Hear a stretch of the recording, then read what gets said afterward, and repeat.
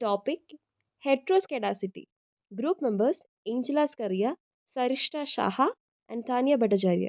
Since our topic is heteroskedasticity, let us understand about homoskedasticity. The word homo means same and skedasticity means spread. So when the variance of the error is constant, then it is called homoskedasticity. And the word hetero means unequal and skedasticity means spread. So heteroskedasticity means when the variance of the error is unequal, then it is called as heteroskedasticity. Let us understand homoskedasticity and heteroskedasticity graphically.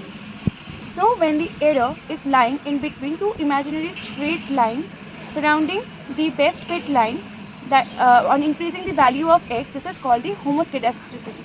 And heteroskedasticity when the error is not lying in between two imaginary straight line which is surrounding our best fit line on increasing the value of x.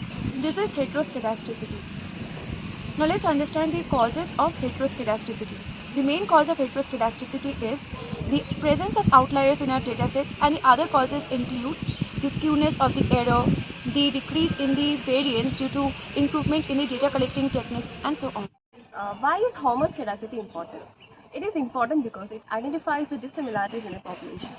If the variance of a population sample is even, that will produce results which are skewed and biased, and which makes the analysis incorrect.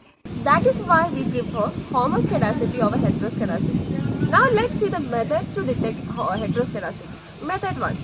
Calculating the square residuals or RSS. Method 2. Plotting the square residuals over independent variables. Method 3. Y-test. It is a statistical test that checks whether the variance in a model is constant or not. Method 4. Park test.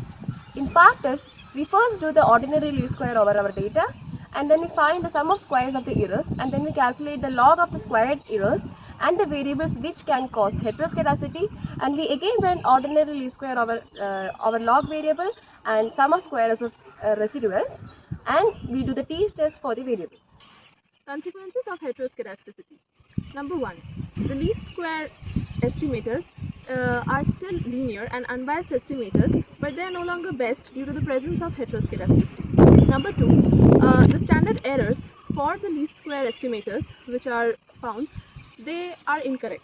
So they will have an effect on the confidence intervals or the hypothesis testing which use these standard errors, and thus it will lead to incorrect results. How to deal with heteroskedasticity? So first we have redefining the variables. This is the method which involves the least amount of tinkering with the original data. Here we adjust certain variables that need to be changed in such a manner that makes sense. Second, we have weighted regression. So weighted regression is a method in which each of the data point is assigned with a weight that is based on the variance of its fitted value. Weighted regression basically minimizes the sum of the weighted squared residuals. Third, we have transforming the dependent variables. So in this method, what happens is that we transform the original dataset into different values so that we get good looking residuals.